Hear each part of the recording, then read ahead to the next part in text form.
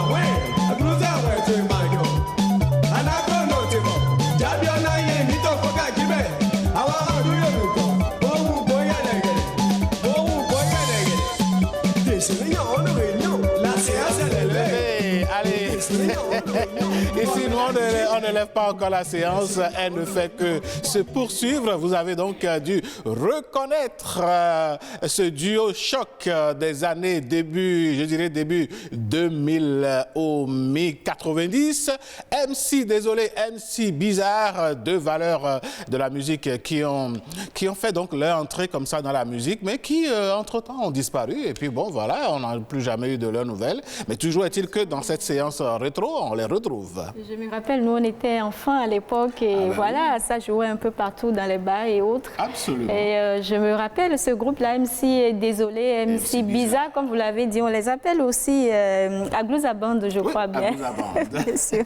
Le nom a évolué entre-temps. Entre-temps, oui. Voilà, sauf que la bande, qu'est-ce qu'elle est devenue, on ne sait pas, mais ce qui est sûr, ils ont quand même laissé à la postérité cette œuvre-là, qui tourne un peu en dérision, ceux qui se goinfrent de tout. De nourriture, voilà. Et donc, il faut prendre soin de sa santé. S'il est bon de manger, il faut, je dirais, penser aussi à sa santé. C'est important. Bien sûr. La vie de toutes choses nuit, comme on dit. Gravement. Oui, gravement. Allez, mesdames, messieurs, ce qui est sûr, je ne suis pas certain que l'abus de la connaissance ou bien le surplus de connaissance pourrait vous faire du mal, puisque dans le débat matinal, nous partageons donc nos points de vue, nous partageons donc nos connaissances, et ce matin, cela ne va pas manquer. Voici donc, ici, on en parlait.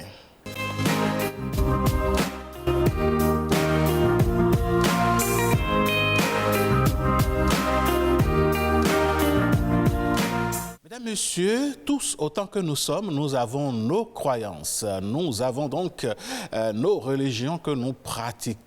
Que ce soit des religions ancestrales dites endogènes ou des religions judéo-chrétiennes ou même de l'islam, toutes ces religions sont caractérisées par des pratiques. Mais de jour en jour, et certainement également de nos jours beaucoup plus, on remarque certaines pratiques sur lesquelles on se pose des questions. On utilise des choses, des objets, on fait des pratiques qui parfois conduisent certaines personnes à la mort. Est-ce vraiment la religion ou la foi ou la croyance qui dicte tout ceci? Nous allons en parler justement avec nos invités déjà sur ce plateau. Nos invités sont déjà là, comme vous l'avez dit, Alain Sochoumen. Ce matin, nous sommes avec Monsieur Flavien Malomba, il est pasteur. En face de lui, Rounogan Aïnarin, chef de culte traditionnel. Et puis au téléphone, nous serons avec Madame Karen Gaé, elle est sociologue des religions. Merci, Madame Akweronou. Mesdames, Messieurs, donc le décor est planté. Alors, Rounogan, on va commencer directement avec vous. On sait que la religion endogène est comme, disons, est gouvernée comme toute autre religion par des codes et par des pratiques qui ne sont pas laissées à la portée de tout le monde. Sauf qu'aujourd'hui, principalement sur les réseaux sociaux, tout le monde devient consultant. On fait même des consultations de fois en direct. On donne des recettes sans qu'on sache si c'est bon ou pas. Alors, toutes ces pratiques, d'où viennent-elles? Je vous remercie. Je salue les téléspectateurs, je salue le plateau, tous les techniciens et je salue aussi mon ami pasteur qui est avec moi ce matin.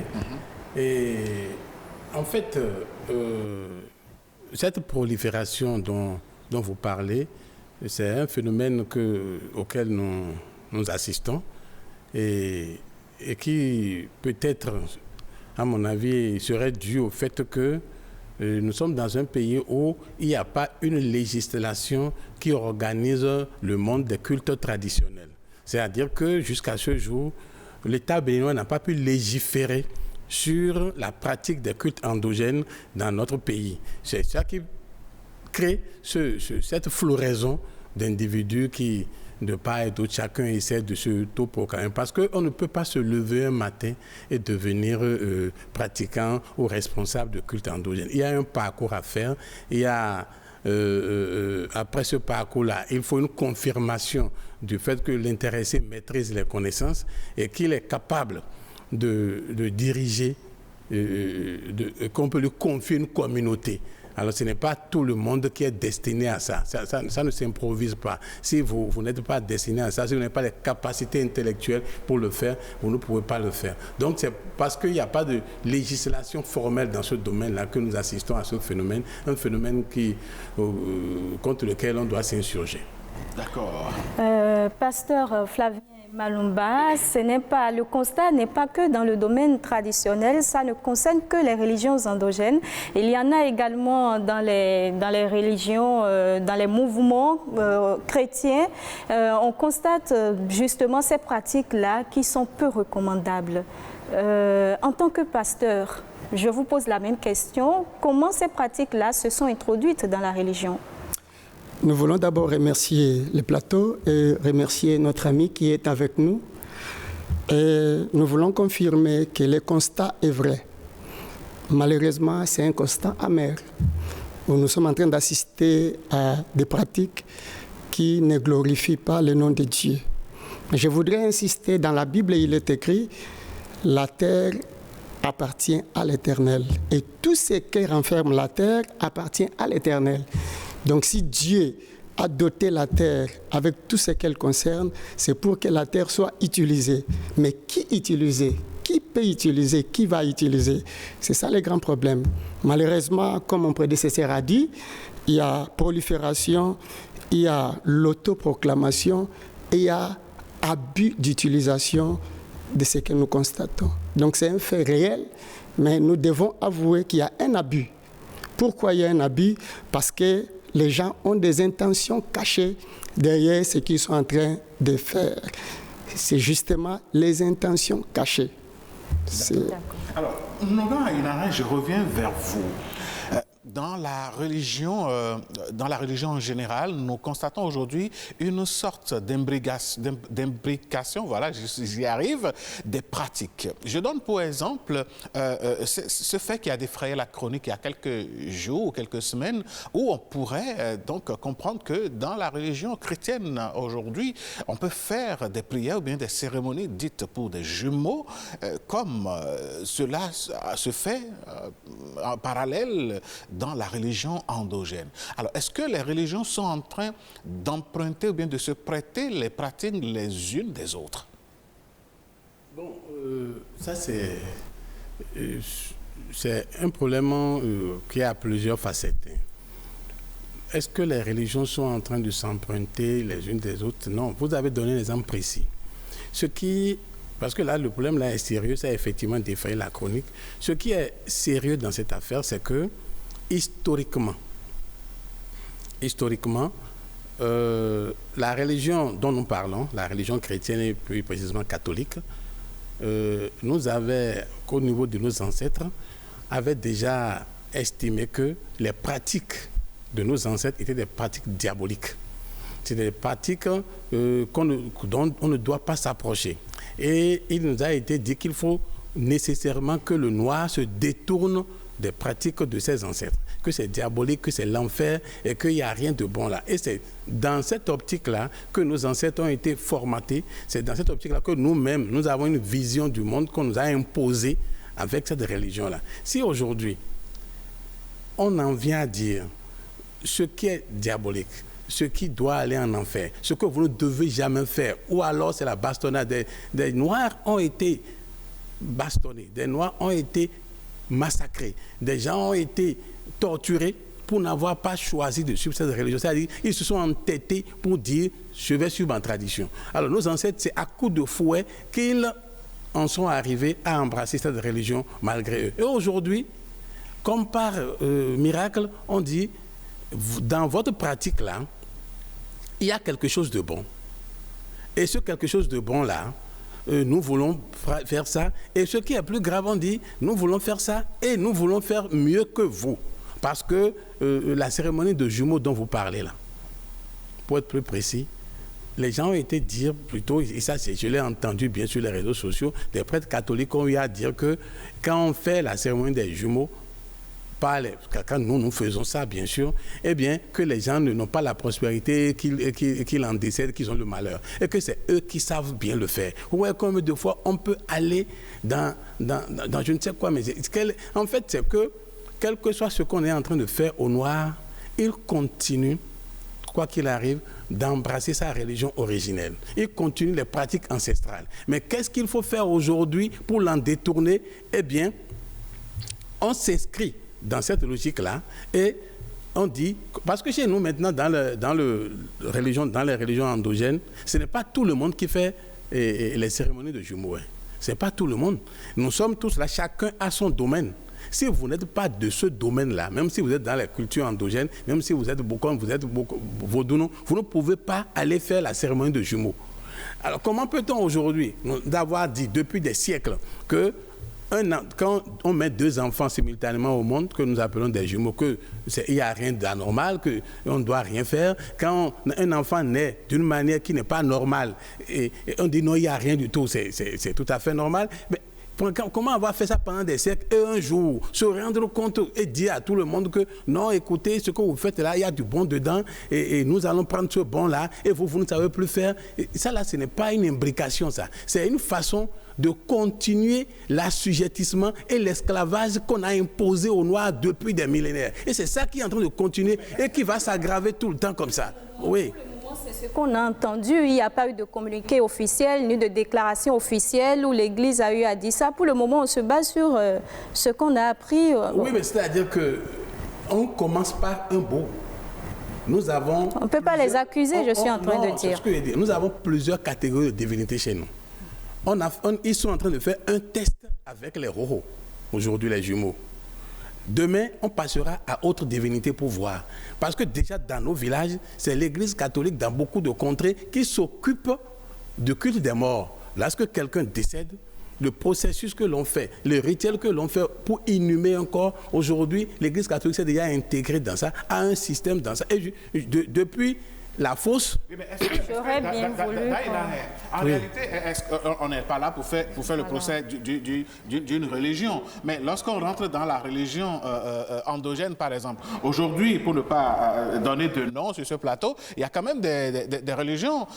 ou bien des obédiences, je vais dire comme ça, mais des congrégations d'obédience endogènes qui pratiquent la communion, par exemple, comme l'Église chrétienne, où ici, attendez, où ici la communion est représentée par la cola, par exemple. Est-ce que aussi, ce n'est pas une imitation de la pratique des autres? Pas du tout. Moi, par exemple, tout le monde sait, je suis initié à Tron. C'est là où on utilise des colas. Il faut être précis. Oui. Ça fait 43 ans, c'est depuis 1979 que je suis dans Tron. C'est connu, c'est vérifiable. Quand moi je suis entré, avant moi, avec moi et après moi, la cola est sacrée pour nous et l'une des premières prescriptions que l'on vous donne lorsque vous êtes initié, c'est que vous ne pouvez pas partager la cola là avec quelqu'un qui n'est pas de votre obédience. Ça veut dire quoi? Que partager la cola avec la divinité, avec les gens qui sont de notre système, ça a été ainsi depuis toujours. Donc aujourd'hui, oui, depuis toujours, c'est-à-dire partager la cola, c'est le principe même de Tron Peto de Casa. C'est-à-dire, c'est Goro Vaudou, on dit, c'est la divinité qui s'inspire de la cola. Donc, mais si c'est depuis 43 ans que ça se fait, attendez, je n'ai pas fini. J'ai pas dit que c'est depuis 43, j'ai dit que c'est depuis 43 que moi je suis initié. Vous le pratiquez. Donc, et depuis là, c'est comme ça. Donc aujourd'hui, vous constatez aujourd'hui que les gens partagent la cola et que abusivement, il l'appelle communion, c'est un abus. Donc c'est un abus. C'est un abus, parce que ça a été toujours ainsi. D'accord, on va revenir à vous tout à l'heure. Oui. Pasteur Flavien Malumba, dans la religion chrétienne, on voit aujourd'hui une floraison, une foultitude d'objets dans lesquels les gens semblent mettre leur foi. Si ce n'est pas du sel, c'est de l'huile. Si ce n'est pas de l'huile, c'est du sable, c'est des encens, c'est même des tissus de différentes couleurs, tissus qu'on retrouve également dans les religions endogènes. Alors, est-ce que bibliquement tout ceci tient la route? Voilà, une grande question. Bibliquement, est-ce que cela tient la route? La Bible, c'est ce que les chrétiens suivent. Et le chrétien qui n'est pas dans la Bible, il est hors de la Bible. J'ai commencé par dire dans Somme 24, verset 1, Dieu dit que la terre renferme tout. Et Dieu parle des habitants de la terre, c'est pour Dieu. Mais la pratique aujourd'hui, est-ce qu'elle est d'une inspiration divine? Celui qui est en train de travailler, est-ce qu'il a été inspiré par Dieu ou bien il est en train de copier parce qu'il a vu que ça marche quelque part? Ça, c'est la grande question. Celui qui est en train d'utiliser les tissus, est-ce qu'il a vu ça dans la Bible? Est-ce que Dieu lui a dit d'utiliser les tissus? Ou bien parce qu'il a vu ça marche quelque part et lui aussi veut que ça marche chez lui et il est en train de copier? Ça, c'est du suivisme. Mais les chrétiens qui veulent marcher selon la Bible, il sait ce qu'il faut faire et ce qu'il ne doit pas faire. Les chrétiens d'aujourd'hui, entre griffes, qui se disent chrétiens et qui sont en train de pratiquer ces choses-là, j'ai dit tout à l'heure, c'est une question d'intérêt. Ils savent pourquoi ils sont en train de pratiquer ce genre de choses. Et on ne peut pas les refuser ça, parce que l'homme évolue dans la société. L'homme vit dans le diffusionnisme. Quand il voit quelqu'un faire et qu'il peut marcher avec lui, l'homme peut copier. L'homme peut copier. Je m'inscris en faux en disant que les Blancs ont dit que la religion chrétienne, bien la religion noire, elle est diabolique. Nulle part dans la Bible. Vous verrez nulle part dans la Bible qu'on a dit que la tradition africaine est des sorciers. Nulle part. Il n'y a aucun verset biblique qui a appelé que la tradition africaine, elle est démoniaque. Nulle part. C'est les hommes qui ont traduit. C'est des hommes qui avaient mal compris la tradition africaine, qui continuent d'appeler la tradition africaine jusqu'à aujourd'hui qu'elle est sorcière. Mais parlant de la tradition, les langues que nous parlons, est-ce que ce n'est pas de la tradition? Les fonds, par exemple, ce n'est pas de la tradition. Les chrétiens ne parlent pas fond, ils parlent fond. Les Mina, ce n'est pas de la tradition, c'est de la tradition. Mais ils parlent les Mina. La Bible n'a pas interdit les langues. Et pourquoi la Bible doit interdire quelqu'un qui a reçu de ses parents la connaissance de savoir que la plante là fait ci, l'arbre là fait ça? La Bible n'a pas interdit ça. Mais c'est les usages, les motifs, les intérêts derrière lesquels les gens sont en train de courir qui jouent les sales tours à l'Église aujourd'hui. Donc, si vous voyez un chrétien ou un soi-disant pratiquant de la Bible en train d'utiliser les choses pareilles, posez-lui la question de vous présenter les bases bibliques de son utilisation. Bien sûr, vous avez dit tout à l'heure, il y a des intérêts autour de ces pratiques-là que ces dirigeants-là sont en train de voir derrière ces pratiques. Mais les victimes, ce sont les fidèles. La plupart des fidèles qui se retrouvent dans ces cas de schéma, comment le fidèle peut-il détecter la manipulation? À partir de quand commence la manipulation? Et en tant que fidèle, comment éviter d'être victime de ces pratiques-là? La Bible, dans le livre des Actes des Apôtres, parle clairement des chrétiens de Bérée. Qui sont ces chrétiens-là? Ils étaient des chrétiens sages, des chrétiens intelligents. Quand on leur dit quelque chose, ils vérifient. Est-ce que ce qu'on nous dit, c'est la vérité? Est-ce que ce qu'on nous dit, c'est vrai? J'ai toujours la tendance de poser une question. Toutes les pratiques que nous faisons, utilisation des sels, la finalité, c'est quoi? Est-ce que la personne sur qui les sels a été utilisé, il a été guéri? La personne sur qui l'huile a été utilisée, est-ce qu'il a été guéri? Mais regardez, si c'est une inspiration divine, il y a toujours meilleur résultat. Si c'est une inspiration venant de Dieu, je reviens à la Bible. Là où Jésus a utilisé les sables pour mettre dans les yeux de l'aveugle, qu'est-ce qui s'est passé après? L'aveugle a été guéri. Mais aujourd'hui, quand nous utilisons ces choses-là, la finalité, c'est quoi? Donc les chrétiens qui est en face de ces choses-là, la Bible dit de vérifier. Est-ce que ce qu'on est en train de lui demander de faire, ça va l'amener où? À l'hôpital. À l'hôpital, quand nous allons à l'hôpital, quand quelqu'un est malade, et qu'on lui dit de prendre un produit qu'il n'a jamais pris, est-ce que nous prenons? Nous faisons tout de demander au médecin, pourquoi vous me donnez ces médicaments-là? C'est lui qui a de la gastrite, à qui on lui dit de prendre l'aspirine. S'il sait que l'aspirine lui fait du mal dans le cœur, est-ce qu'il va prendre l'aspirine? Non, parce qu'il a déjà été victime une fois. Et quand on va lui donner de l'aspirine, il va dire... L'esprit de discernement. De discernement. C'est ce que je voulais dire. Mais justement, on reste avec vous, pasteur Malumba. Nous avons remarqué que derrière l'utilisation de ces produits-là, puisque les produits ne sont pas donnés gratuitement, dans la majeure partie des cas, c'est vendu. Alors, quand on parle de vente, on parle alors de business. Quand on vend des litres, je dirais même des barils d'huile par an, ces ressources, ça sert à quoi? Ben, je vais d'abord dire que c'est de la déviation. Il faut qu'on l'accepte. Il faut qu'on l'écrit si haut. Les choses sont en train de dévier. D'accord? Et je suis en train de parler des intérêts personnels. Des intérêts personnels. Les serviteurs, les soi-disant pratiquants de ces choses-là, oui, qui sont en train de vendre l'huile, qui sont en train de vendre du sel, qui sont en train de vendre... Mais c'est pour se faire de l'argent. Appelons les choses par leur nom. C'est pour se faire de l'argent. Et comment le faire? Et parce que vous savez, qui ne donne pas crédit à Dieu? Quand on parle du nom de Dieu, qui ne donne pas crédit à Dieu? Tout le monde, pratiquement. Dans toutes les religions du monde, nous nous basons sur ce que Dieu peut faire. D'accord. Alors, ce que Dieu peut faire, nous nous basons là-dessus. Nous sommes basés donc sur cette thématique pour interroger quelques citoyens qui ont donné leur avis, parce que certainement observant aussi le phénomène autour d'eux. On va les écouter et puis on revient. L'islam authentique, elle est monothéiste.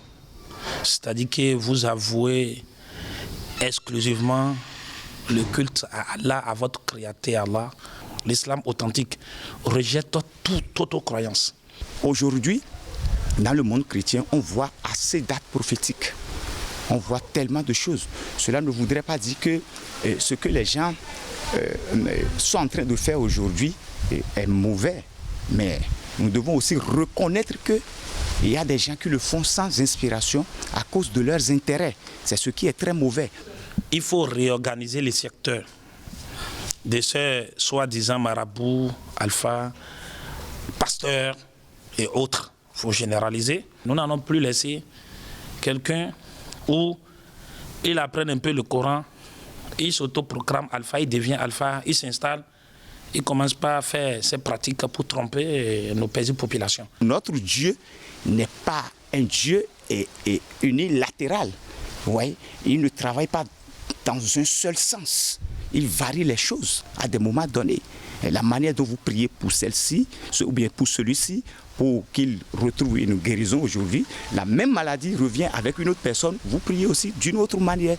Mais nous devons faire très très attention, car il y a des gens qui se sont infiltrés juste pour escroquer les gens. Dans toutes les confessions religieuses, ce qui doit primer, c'est l'homme. C'est le respect de la dignité humaine, quelle que soit la confession religieuse. Si on ne vise pas la dignité de la personne humaine, on va animaliser l'homme. On se demande où allons-nous avec ces diverses pratiques où quelque part on nous dit achetez le sable de tel lieu, achetez telle bougie et mettez à tel endroit et faites ci, faites ça. Toute pratique autre que l'émanation de sa prière vers l'Éternel est qu'il s'adonne à ce que nous appelons de l'idolâtrie. Voilà donc l'avis, selon les avis de quelques citoyens. Onogan, qu'est-ce que cela vous inspire? Bon, en fait, j'ai écouté le musulman, le chrétien et puis tout cela. Bon, je les ai écoutés, c'est le point de vue de la population, mais il demeure que, pour moi, ce que vous avez appelé imbrication, est-ce qu'il faut prendre ceci? Bon, les téléspectateurs ont trouvé que nous avons, comment dirais-je, la possibilité, que c'est parce que les gens ont des intérêts particuliers, tout ça autour. Moi, je vais au-delà. Si les gens ont des intérêts particuliers, mais moi, je vais au-delà. Et en parlant sérieusement des religions révélées, je me rends compte qu'au fur et à mesure de l'évolution de l'humanité, les gens sont en train de s'adapter au monde actuel. Et cette adaptation les amène à se dire, mais comment faire pour maintenir mes fidèles en place? Et c'est cette volonté de maintenir les gens en place qui les oblige à faire des incursions pour dire, mais puisque ces gens-là sont attachés à telle et telle pratique, il faut aller voir, parce qu'ils ne l'ont jamais fait. Il faut aller maintenant faire une incursion pour voir qu'est-ce qui les retient tant là-bas. Et c'est en ce moment-là qu'on commence par leur dire, écoutez, chez vous, il y a du bon. Hein.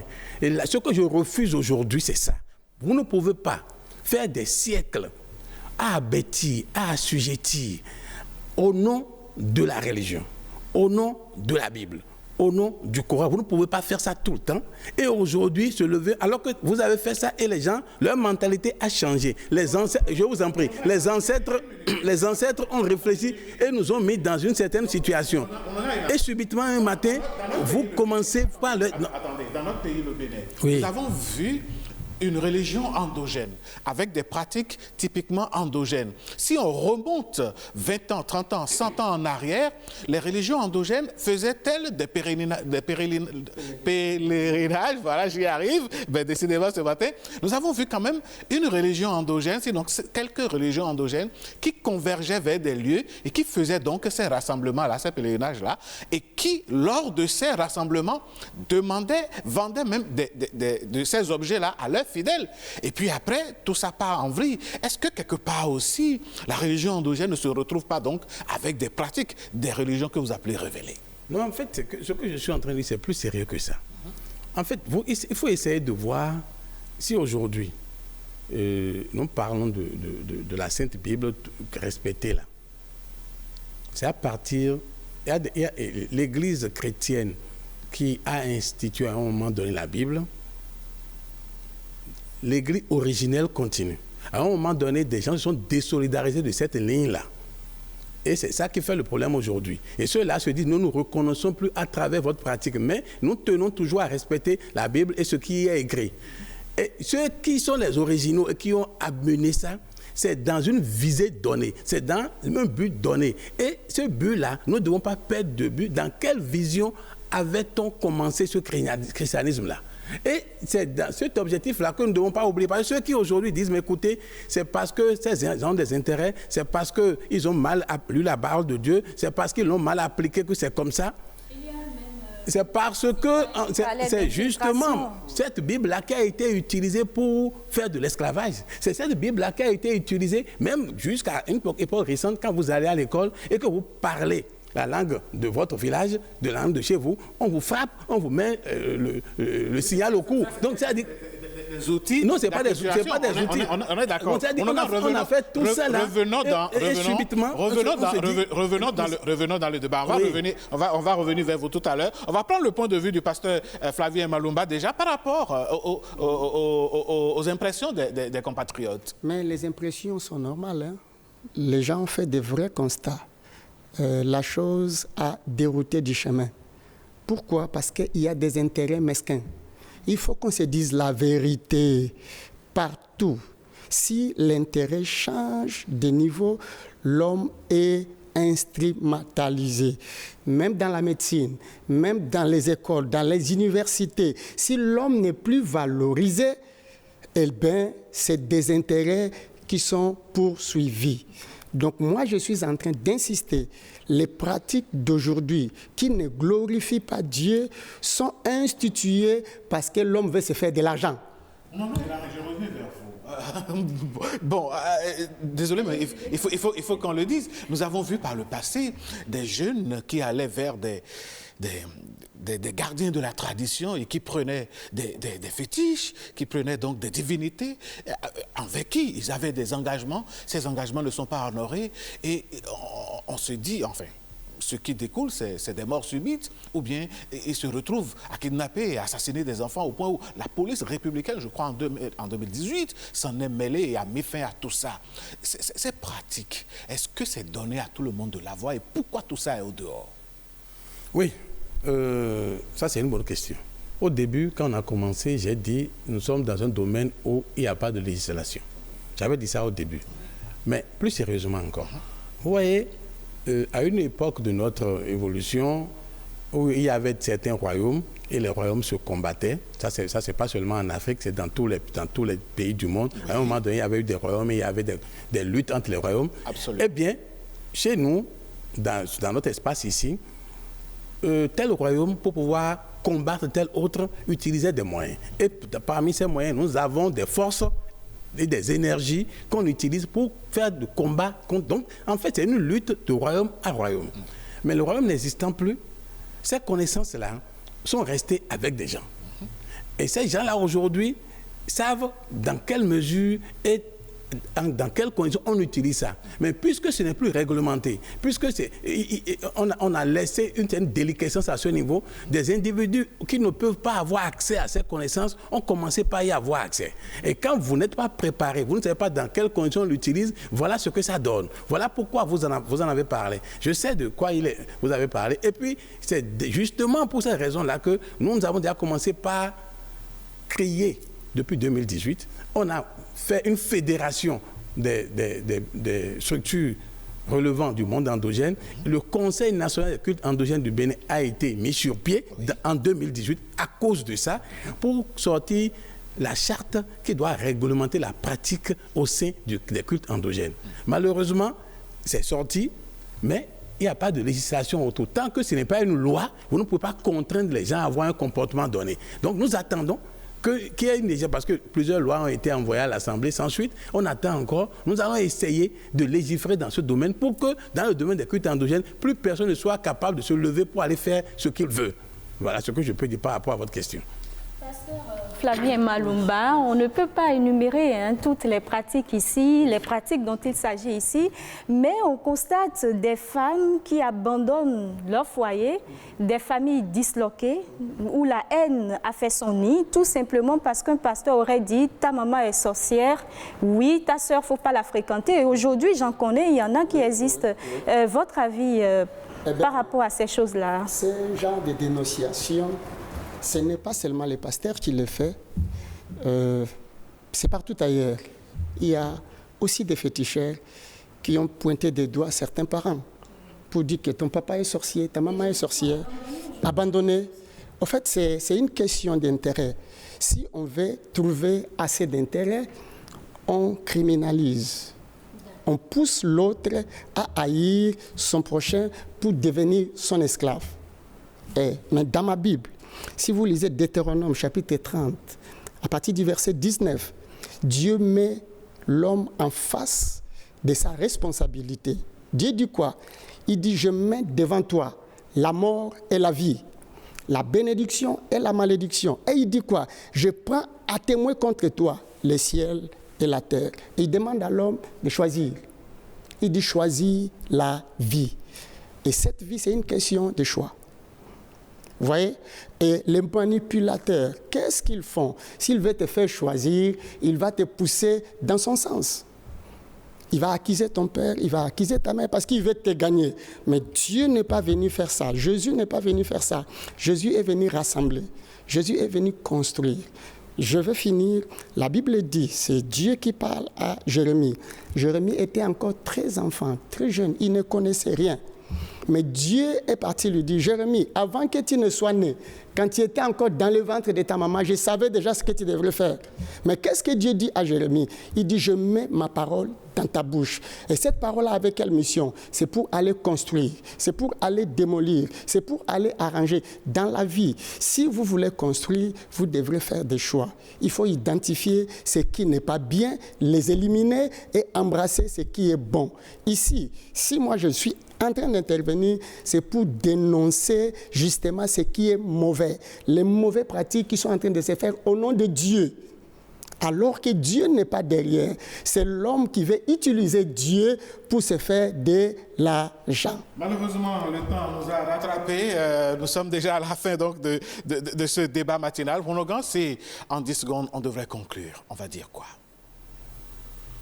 Bon, je vais commencer par dire que j'ai été surpris par le temps et puis de ce que... Notre chef d'émission nous a dit que nous avons bouclé le temps. D'accord, donc je voudrais dire que dialogue interreligieux, peut-être, C'est absolument vital. Vous m'avez donné 10 secondes. D'accord.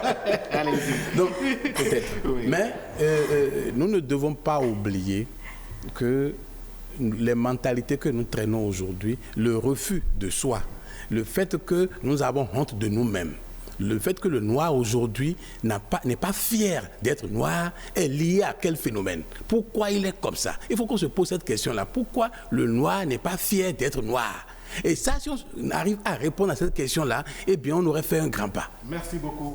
Pasteur Flavien Malumba, pour terminer en 10 secondes. Pour terminer, moi, je veux responsabiliser l'homme qui est à l'église, qui va à l'église. Il n'est pas dépourvu de son intelligence.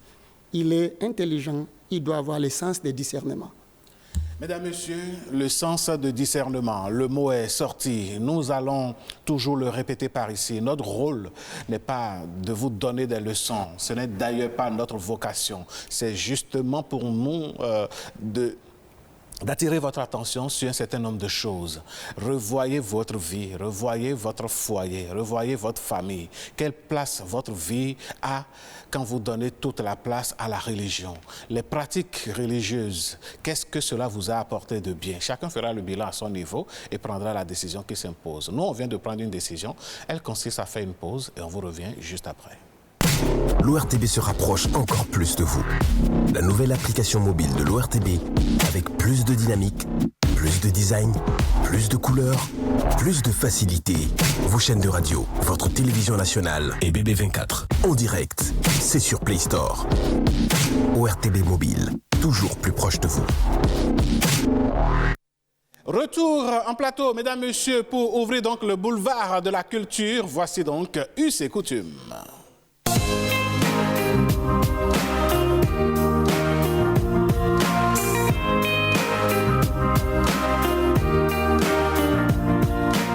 C'est l'honneur.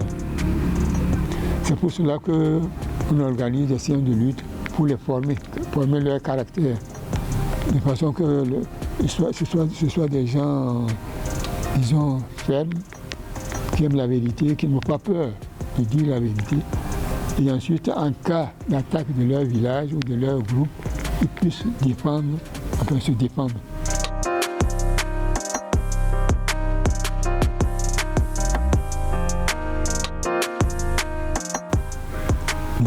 C'est très important chez nous. Disons que ces séances de lutte, c'est pour, en somme, une formation. Il y a des groupes qui viennent de l'extérieur aussi. Alors, il y a le groupe de ceux qui viennent à l'extérieur qui sont opposés au groupe du village. Maintenant, on voit un peu, les ressortissants du village se mesurent un peu à ces groupes qui viennent de l'extérieur. Avant d'avoir une bonne femme, il faut qu'on te reconnaisse comme courageux à la lutte. C'est ça. Maintenant, ça se perd. Il y a d'autres critères, quoi.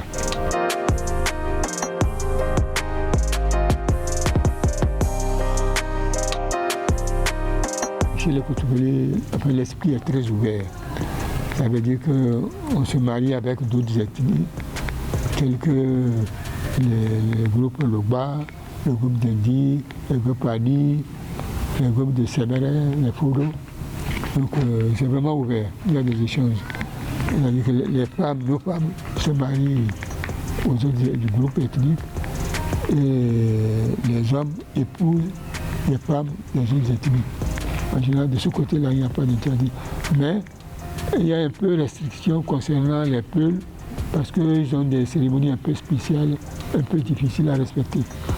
C'est pour cela. Mais sinon, si c'est une femme Peul qui veut se marier à un Koutoubélé de façon simple, elle est acceptée, sans problème.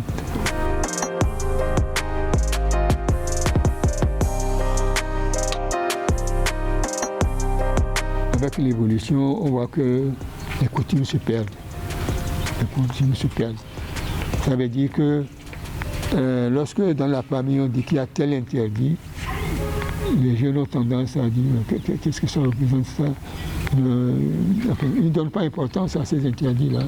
Et ils ne les respectent pas, donc ils perdent les coutumes. Ils ont au moment de la fête de l'Ila, les jeunes ils ont de l'engouement pour les luttes. Sinon, avant, en dehors de la fête, disons que presque tous les mois, on organise des séances de lutte pour que les enfants s'entraînent. Les jeunes s'entraînent jusqu'à un certain niveau, jusqu'à un certain âge. Maintenant, de moins en moins, ça a diminué.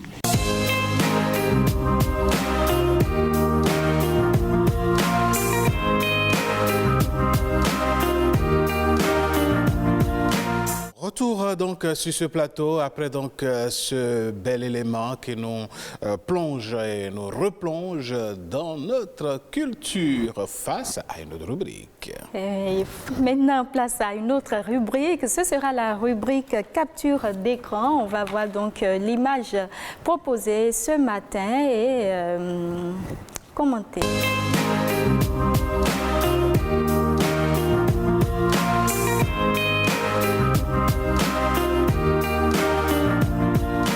Capture matinale, comme nous avons l'habitude de le dire ici, hein, elle nous fait donc philosopher, elle nous fait donc réfléchir, elle nous fait donc barrer.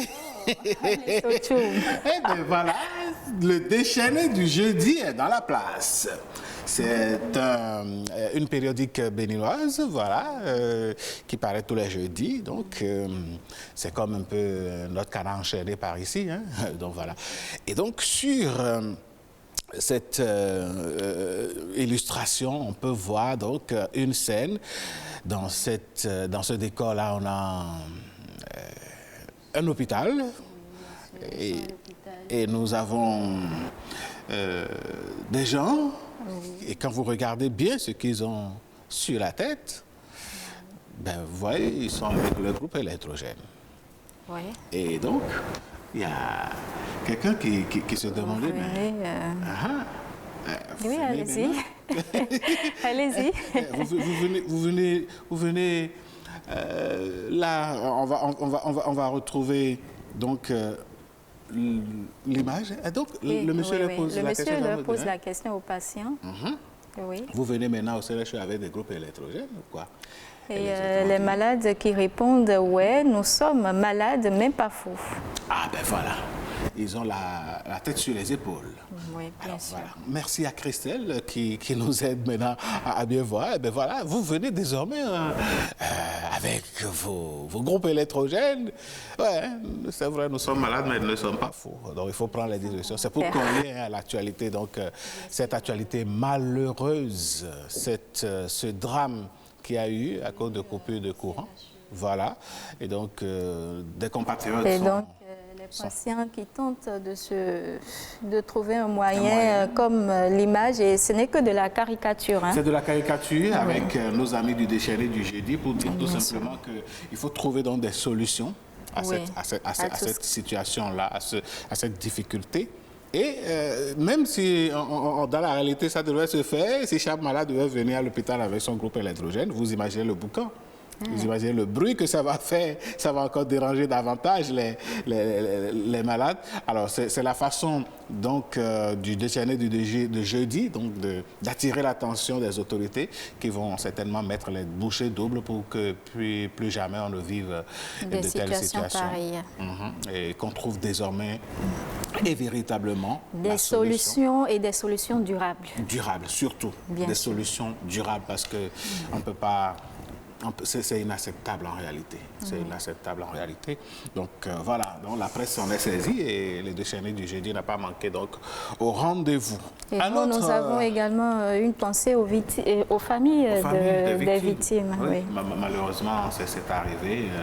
Seul le Seigneur peut les consoler. Bien sûr. Voilà. Mesdames, Messieurs, un autre rendez-vous dans cette émission, c'est le coin eau précieuse vous donne des astuces pour rendre la vie facile et belle. Voici donc la rubrique des astuces.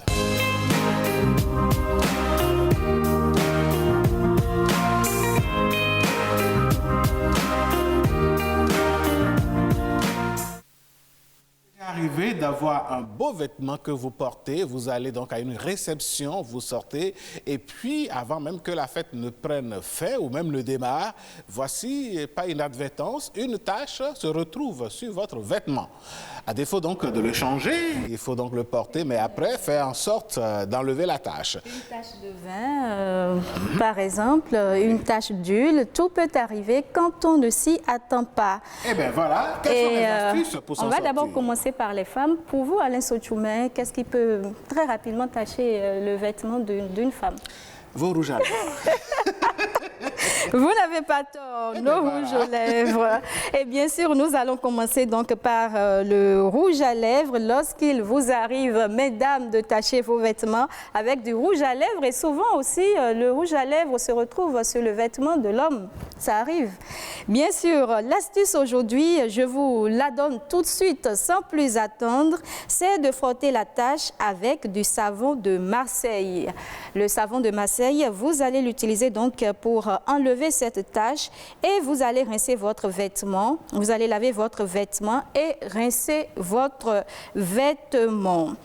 À part le rouge à lèvres, nous avons bien sûr le fond de teint, toujours chez les femmes. Donc la solution numéro 1, c'est d'imbiber un coton avec de l'alcool à 90 degrés et de frotter la tache avec lorsqu'il s'agit du fond de teint. J'ai deux solutions pour vous. La deuxième solution, c'est de frotter la tache avec du démaquillant. Si la tache marron n'est pas partie, frottez alors avec du savon de Marseille et puis rincez la tache et lavez votre vêtement. À part le rouge à lèvres, on a aussi des taches d'encre qui peuvent se retrouver sur vos vêtements. L'astuce simple... Regardez, rouge à lèvres. Oui. Ça, c'est chemise. La femme peut faire un bisou à son mari avant qu'il n'aille au boulot et ça peut arriver. Ah, d'accord. J'imagine qu'une telle image à la maison, le monsieur a des problèmes. Quand ça vient de la femme, il n'y a pas de problème, Alain Sochoumé, pourvu que ça soit de votre femme. Et puis, au niveau de la chemise, lorsqu'il y a une tache d'encre, faites chauffer du lait, imbibez un chiffon propre ou une éponge et frottez la tache avec. Rincez et lavez pour faire disparaître la tache. Nous avons vu l'image où il y a du café tout à l'heure qui se verse sur votre chemise. Voilà. Lorsque cela vous arrive, Alain Sochoumé, ça peut vous arriver parce que souvent le matin, vous pouvez, je vous vois vous promener avec votre petite tasse de café et donc mélanger du vinaigre blanc et de l'eau froide à part égale. Frottez la tache puis rincez. Passez donc votre vêtement en machine si vous utilisez un appareil pour le lavage. Eh bien, Rebecca, Kouadino nous informe que là, on doit finir donc cette rubrique comme ça. Mais on va donner la dernière astuce pour le vin rapidement. Pour le vin rapidement. Non, il faudra respecter donc la décision du chef. C'est la chef. On ne se fait pas des problèmes avec la chef. Et quand c'est Alain Sochoumé qui dit ça, parce que je vous connais très bien, la chef... Mesdames, Messieurs, voici nous fait le clip pour descendre.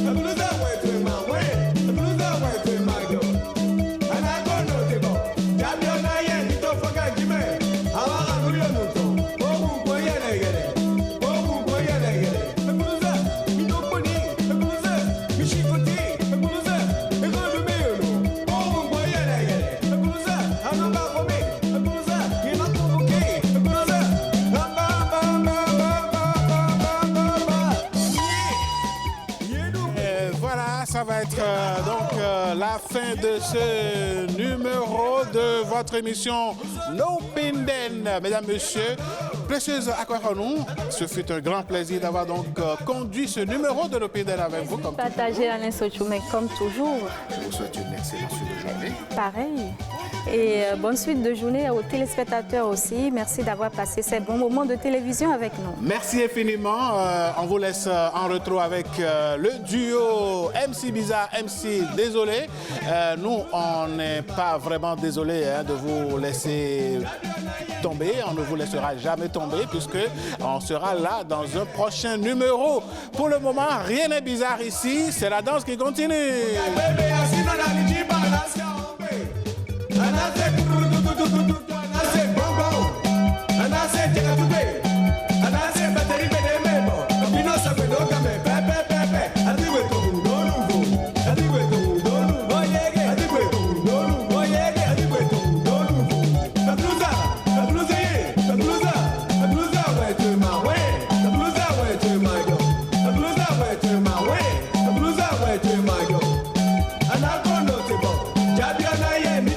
Give me.